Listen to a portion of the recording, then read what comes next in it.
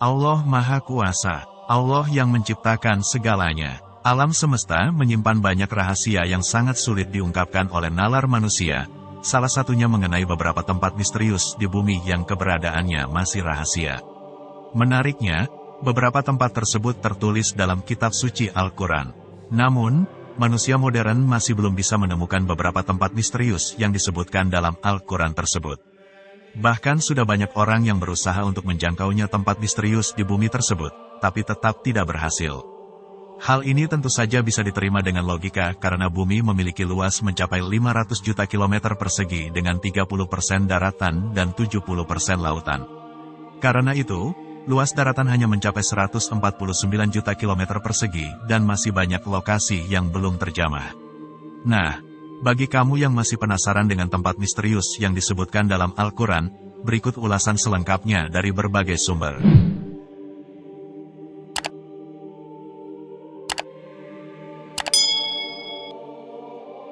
Jabal Khawf.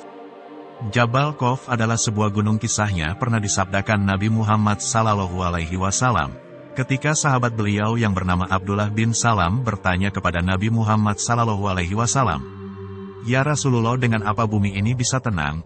Nabi Muhammad SAW bersabda, "Dengan beberapa gunung."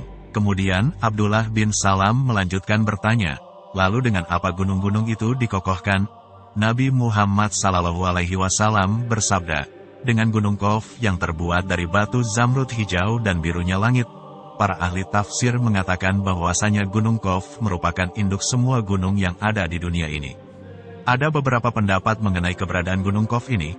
Raja Zulkarnain pernah naik ke gunung ini mengenai letaknya ada di antara Yordania dan Arab Saudi.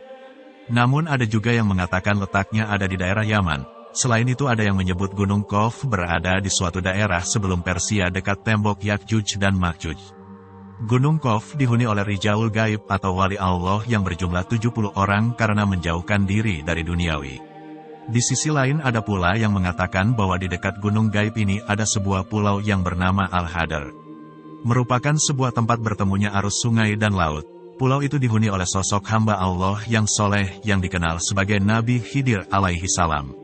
Mengenai lokasi persisnya ada di mana sampai saat ini pun masih menjadi misteri yang belum terpecahkan atau tidak akan terpecahkan. Itulah informasi mengenai di manakah gunung Khawf atau Jabal Khawf, tempat Nabi Khidir alaihi salam.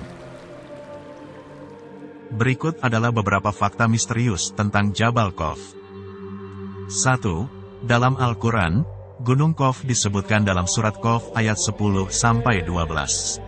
Ayat-ayat ini menyebutkan bahwa Gunung Khawf adalah tempat yang dikelilingi oleh laut dan bahwa di atasnya ada pintu gerbang yang menuju ke surga dan neraka. 2. Ada banyak kisah tentang Jabal Khawf yang telah diturunkan dari generasi ke generasi. Salah satu kisah yang paling terkenal adalah kisah Nabi Khidir, seorang nabi yang dikatakan tinggal di gunung ini. 3. Beberapa orang percaya bahwa Jabal Khawf adalah pintu masuk ke dunia lain, seperti Atlantis atau Lemuria. Ada juga yang percaya bahwa gunung ini adalah tempat di mana kiamat akan terjadi. 4. Lokasi pasti Jabal Khawf tidak diketahui. Ada yang percaya bahwa itu terletak di kutub utara, sementara yang lain percaya bahwa itu terletak di tempat lain di dunia. 5. Gunung Khawf adalah salah satu misteri terbesar dalam mitologi Arab dan Islam.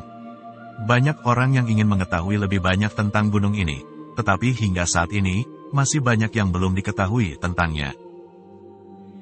Solomon of Temple atau Kerajaan Nabi Sulaiman alaihi salam.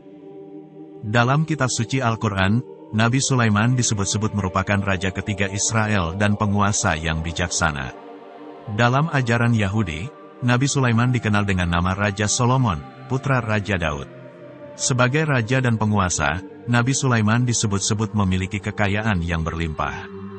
Bahkan banyak orang percaya bahwa ada harta karun besar yang tersembunyi di suatu tempat, yang berisikan kekayaan raja bernama lengkap Sulaiman ibnu Daud tersebut. Kerajaan Nabi Sulaiman diyakini berada di lokasi yang saat ini menjadi wilayah Israel. Proyek penggalian tim arkeolog Israel di kawasan Opel, Yerusalem pada 2012 lalu berhasil menemukan harta karun dari peninggalan kerajaan Nabi Sulaiman. Walaupun ditemukan pada 11 tahun yang lalu, para arkeolog baru dapat memecahkan teka-teki makna harta karun tersebut pada 2023. Arkeolog dari Universitas Ibrani Yerusalem, Daniel Feinstock, berhasil memecahkan arti kata yang terukir di pecahan leher guci peninggalan pemerintahan Raja Sulaiman di Israel kuno. Isi tulisan di guci. Selama 10 tahun terakhir, lebih dari 10 peneliti telah mengusulkan arti dari kata yang terukir di leher guci tersebut. Namun, tidak pernah ada sesuai dan disetujui oleh para ahli lainnya.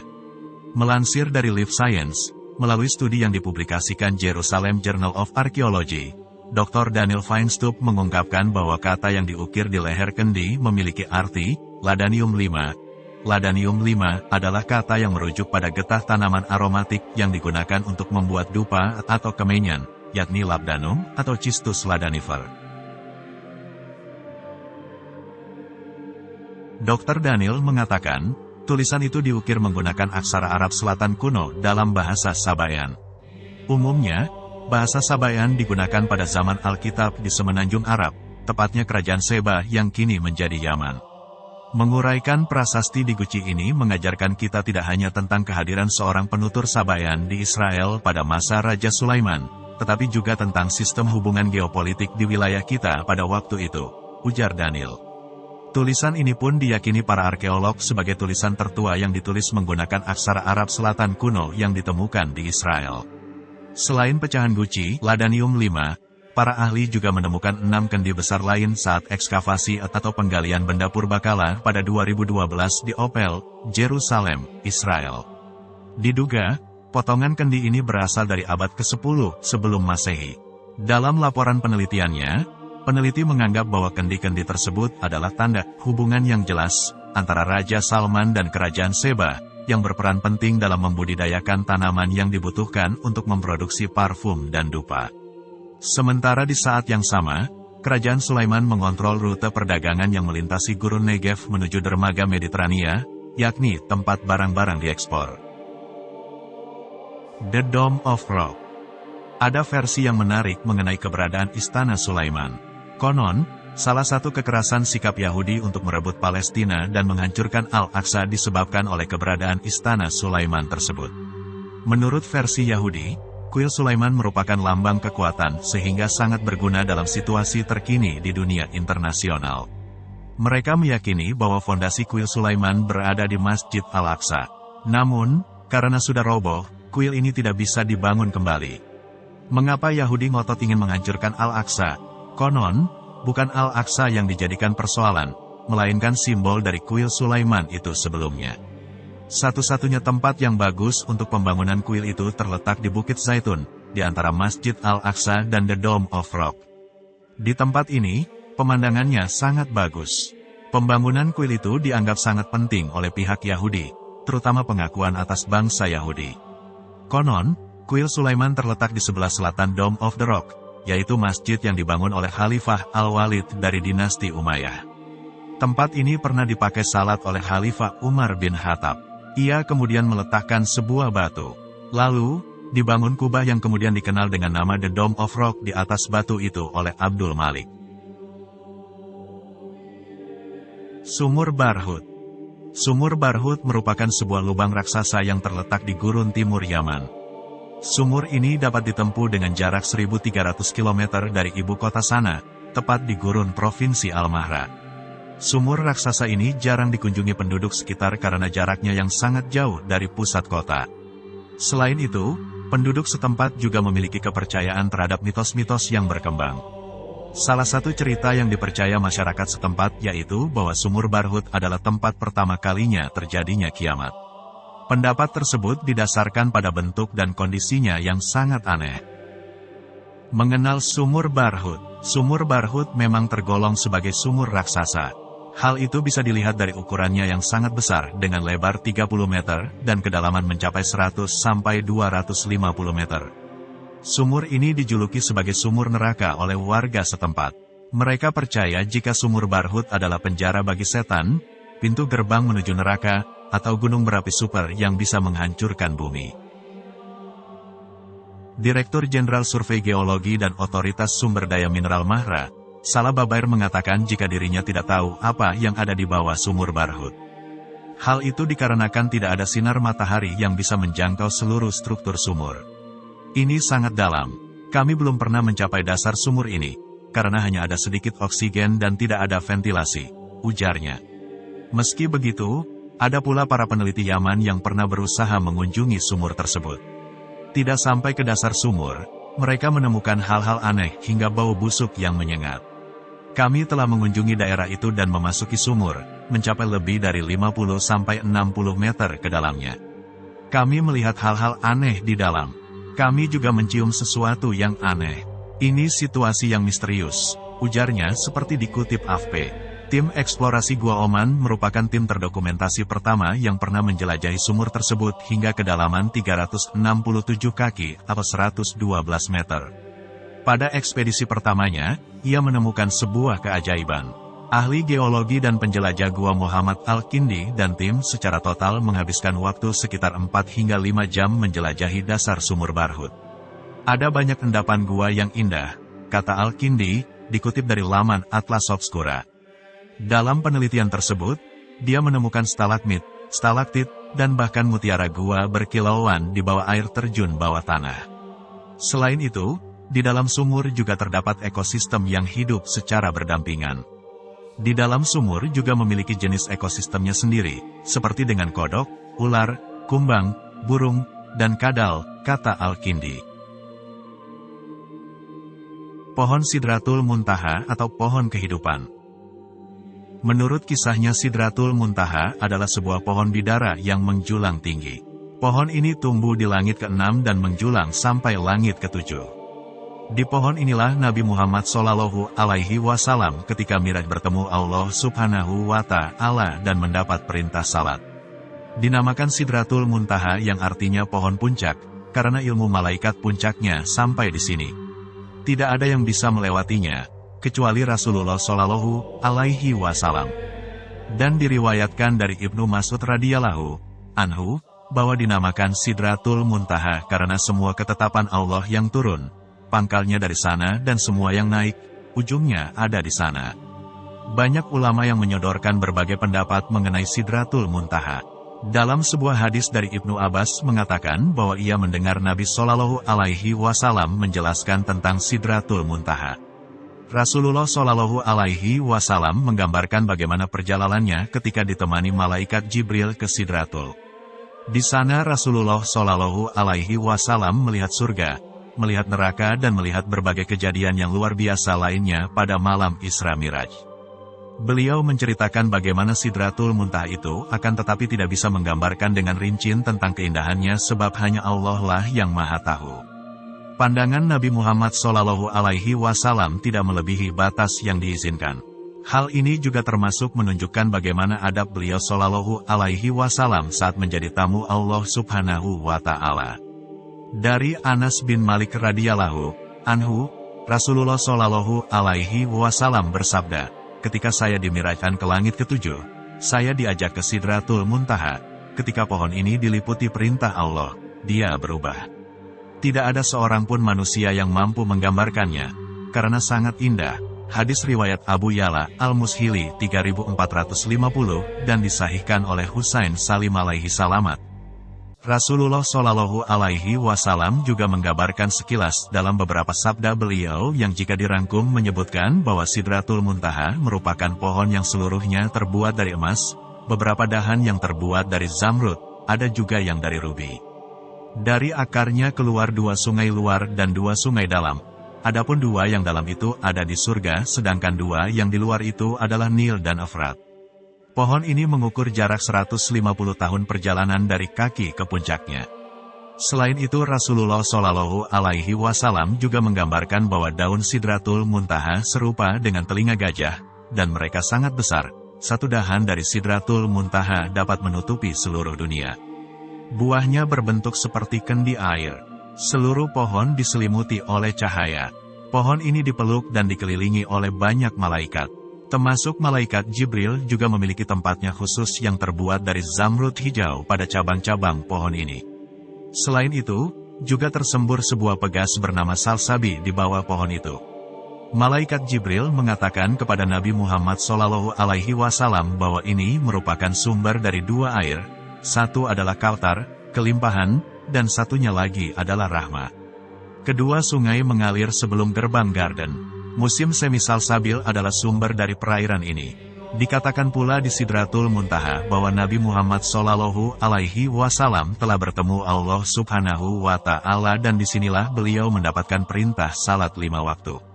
Gambaran Sidratul Muntaha jika disimpulkan dari beberapa hadits adalah sebagai berikut. 1. Bentuk Sidratul Muntaha adalah pohon, seperti pohon bidara. Hakikatnya beda walaupun namanya sama nama. 2. Pohon ini tumbuh di langit ke-6 dan menjulang hingga langit ke-7. 3. Pohon ini sangat besar. Diibaratkan jika penunggang kuda ingin melintasi bayang-bayangnya saja, dia membutuhkan waktu 100 tahun baru bisa sampai ke ujung. 4. Sidratul Muntaha memiliki daun seperti telinga gajah dan buah seperti kendi besar. 5. Di sana terdapat seperti laron-laron yang terbuat dari emas. 6. Karena pohon ini sangat indah, hingga tidak ada manusia yang mampu untuk menggambarkan keindahan tersebut. 7. Di dekat Sidratul Muntaha terdapat surga. Yang perlu diperhatikan adalah deskripsi mengenai Sidratul Muntaha dalam hadis-hadis tentang Isra Miraj tersebut hanyalah sebuah metafora atau hanya sebatas yang dapat diungkapkan dengan kata-kata manusia. Karena hakikatnya hanya Allah yang Maha Tahu di atas segala-galanya. Wallahu a'lam bishawab. Pulau Sokotra atau tempat terkurungnya Dajjal. Pulau Sokotra di Yaman telah lama dianggap sebagai tanah misteri. Bahkan, ada pula yang menyebut pulau ini adalah tempat alien atau markas persembunyian Dajjal. Umat Islam percaya jika Dajjal saat ini bersembunyi di sebuah tempat rahasia di muka bumi hingga waktu kemunculannya, yang disebut sebagai salah satu tanda kiamat. Banyak yang mempercayai jika tempat persembunyian Dajjal berada di sebuah daerah di Yaman, yaitu Pulau Sokotra. Sokotra dipercaya menjadi tempat alien atau persembunyian Dajjal karena memiliki kisah aneh. Di antaranya, kisah pohon yang menghasilkan cairan seperti darah hingga keberadaan hutan kemenyan. Faktanya tempat ini menyimpan keindahan dan terdapat aneka jenis spesies flora dan fauna unik yang tidak bisa ditemukan di berbagai belahan dunia manapun selain di Pulau Sokotra. Pulau Sokotra ini juga memiliki riwayat peperangan. Hal ini terbukti dengan ditemukannya benteng Jebel Hawari. Benteng ini konon menyingkap kisah pergolakan yang berlangsung lebih dari 1000 tahun. Salah seorang arkeolog, Julian Jansen van Rensburg, pernah meneliti soal benteng tersebut. Terungkap jika benteng itu diduga berasal dari abad ke-8 Masehi, menjadikannya salah satu benteng era Islam terakhir yang tersisa di pulau itu. Sokotra atau Sokatra, dalam bahasa Arab, seperti dikutip dari The National News, adalah tempat pertempuran berdarah pada tahun 1507. Perang itu terjadi antara penjajah Portugis dan para pembela yang setia kepada Syekh Mahri dari Kishan, di pantai timur Yaman, dekat Oman. Kronik sejarah cukup jelas itu adalah pertarungan berdarah dan kekerasan. Akan sangat sulit bagi Portugis untuk merebut benteng itu, kata Dr. van Rensburg, yang telah menghabiskan 20 tahun mempelajari arkeologi dan warisan Sokotra. Telaga Ainul Hayat atau mata air abadi. Di dalam Al-Quran terdapat penjelasan mengenai keberadaan telaga Ainul Hayat. Anggapan sebagai air keabadian, sebab barang siapa yang meminum seteguk air saja, maka hidupnya bakal abadi. Allah Subhanahu wa Ta'ala akan menjamin kehidupan untuk orang yang meminum air dari Ainul Hayat ini sampai hari kiamat tiba. Kecuali jika orang tersebut memohon kepada Allah Subhanahu wa Ta'ala agar mematikannya. Walaupun ilmu sains tidak dapat menjelaskannya, akan tetapi beberapa ajaran agama mempercayai keberadaan tempat-tempat misterius tersebut. Seperti agama Islam dan Yahudi. Sebagaimana melansir berbagai sumber, menurut sejumlah ahli tafsir ada air kehidupan yang dapat memperpanjang umur manusia. Siapapun yang meminum air ini meski hanya seteguk saja, hidupnya akan kekal. Fountain of Youth adalah mata air keabadian. Barang siapa yang meneguknya bakal kembali muda. Namun, keberadaan sumber mata air Fountain of Youth masih menjadi misteri. Menurut catatan sejarah, Raja Ferdinand sangat meyakini keberadaan mata air keabadian ini. Ia menganggap apa yang tertulis di dalam kitab serta manuskrip kuno tidak mengada-ngada. Sehingga, ia menunjuk Ponce de Leon untuk melakukan ekspedisi guna menemukan keberadaan Fountain of Youth. Ahli sejarah memperkirakan Ponce de Leon lahir pada tahun 1474 Masehi. Pada September tahun 1493, ketika Christopher Columbus melakukan ekspedisi, Ponce turut terlibat di dalamnya. Pengikut ekspedisi tersebut yaitu 1.200 pelaut, kolonis, serta prajurit. Di dalam Islam, Fountain of Youth adalah Ainul Hayat. Legenda dan kisah Ainul Hayat tersebut mencuat usai salah satu pengawal terbaik, yaitu Raja Zulkarnain berhasil mencapai mata air ini. Ainul Hayat dan Nabi Khidir alaihi salam. Ainul Hayat adalah mata air keabadian yang konon dijaga oleh Nabi Khidir alaihi salam. Barang siapa yang menjumpai Ainul Hayat akan menyesal, yang tidak menjumpainya pun bakal menyesal. Nabi Khidir adalah salah satu dari para nabi yang kisahnya tertulis abadi di dalam kitab suci umat Islam atau Al-Quran.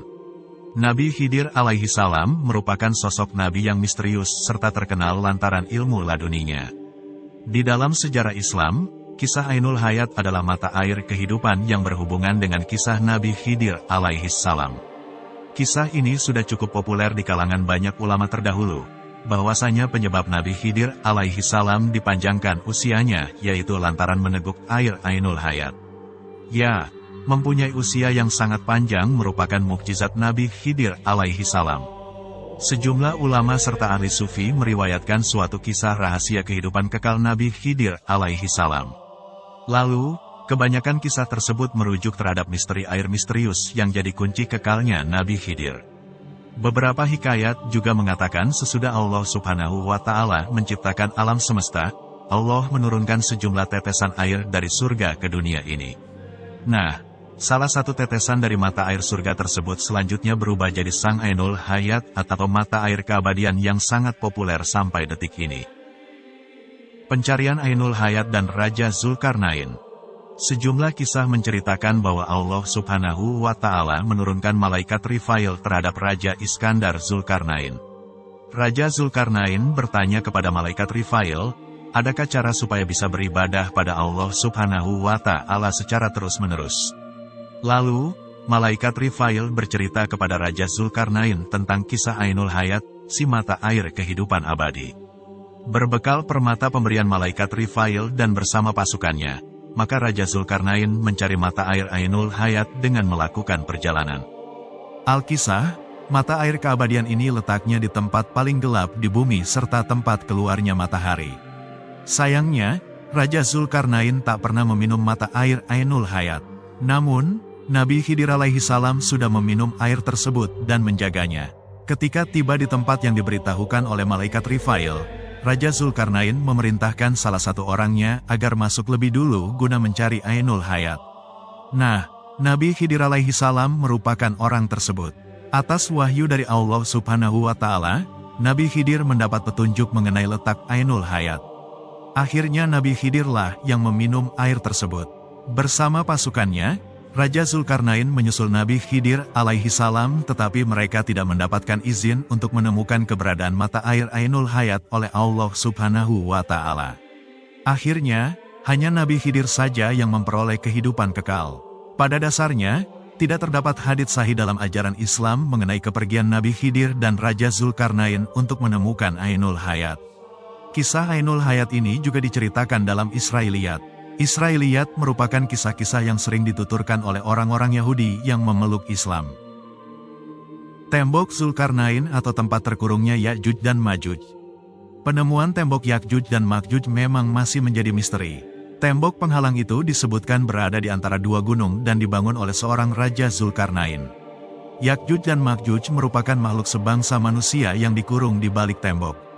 Wujud Ya'juj dan Ma'juj sebagaimana disebutkan dalam Al-Quran dan Hadits, antara lain bermuka lebar, bermata sipit, jambul rambutnya berwarna putih, bentuk wajah mereka seperti tembikar. Mereka akan muncul setelah menjebol tembok tersebut. Kemunculan Ya'juj dan Ma'juj merupakan salah satu huru-hara pertanda dekatnya hari kiamat. Ya'juj dan Ma'juj ditinggalkan di balik tembok penghalang yang dibangun oleh Zulkarnain di balik dua gunung wilayah Turki. Dari celah dua gunung itulah Ya'juj dan Ma'juj memasuki dunia manusia. Sesudah membangun tembok itu, Zulkarnain berkata, seperti yang disebutkan oleh firman-Nya, artinya, dinding ini adalah rahmat dari Tuhanku, maka apabila sudah datang janji Tuhanku, Dia akan menjadikannya hancur luluh, dan janji Tuhanku itu adalah benar. Kami biarkan mereka di hari itu bercampur aduk antara satu dengan yang lain. Al-Kahfi, 98-99. Penemuan tembok Yakjuj dan Makjuj. Penemuan tembok Yakjuj dan Makjuj ini pernah diungkapkan Khalifah Al-Wasik. Di masa pemerintahannya, dia pernah memerintahkan kepada salah seorang amir untuk membuat tim ekspedisi guna melihat bendungan tersebut, lalu bila mereka kembali nanti harus menceritakan kepadanya keadaan bendungan tersebut secara rinci. Tim yang tergabung dalam ekspedisi ini menjelajahi berbagai negeri dan kerajaan, hingga konon akhirnya mereka berhasil menemukan bendungan tersebut dan menyaksikan bangunannya yang terbuat dari besi dan tembaga. Disebutkan bahwa mereka melihat sebuah pintu besar pada bendungan itu dan gembok yang sangat besar. Mereka sempat pula melihat adanya sisa-sisa batu bata dan pekerjaan di salah satu menaranya, dan bahwa bendungan tersebut dijaga ketat oleh penjaga-penjaga dari kerajaan-kerajaan yang berdekatan dengannya. Dikatakan pula bahwa bendungan tersebut sangat tinggi, bahkan lebih tinggi daripada bukit-bukit yang ada di sekitarnya. Kemudian tim ekspedisi ini kembali ke negeri mereka. Lama masa perjalanan mereka lebih dari 2 tahun. Dalam perjalanannya itu mereka menyaksikan berbagai kejadian yang mengerikan dan hal-hal yang aneh. Sebagian ahli berpendapat keberadaan tembok Yakjuj dan Makjuj tersebut berada di kawasan pegunungan Kaukasus.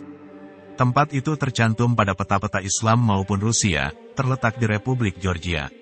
Al-Sharif Al-Idrisi menegaskan hal itu melalui riwayat penelitian yang dilakukan Salam, staf peneliti pada masa Khalifah Al-Watsik Bilah, Abbasiyah. Konon, Al-Watsik pernah bermimpi tentang tembok penghalang yang dibangun oleh Iskandar Zulkarnain untuk memenjarakan Yakjuj dan Makjuj akan terbuka. Mimpi itu mendorong Khalifah untuk mengetahui perihal tembok tersebut saat itu, juga lokasi pastinya. Al-Watsik menginstruksikan kepada Salam untuk mencari tahu tentang tembok itu. Saat itu Salam ditemani 50 orang. Al-Idrisi juga menceritakan bahwa menurut cerita Salam, penduduk di sekitar pegunungan biasanya memukul kunci pintu besi 3 kali dalam sehari.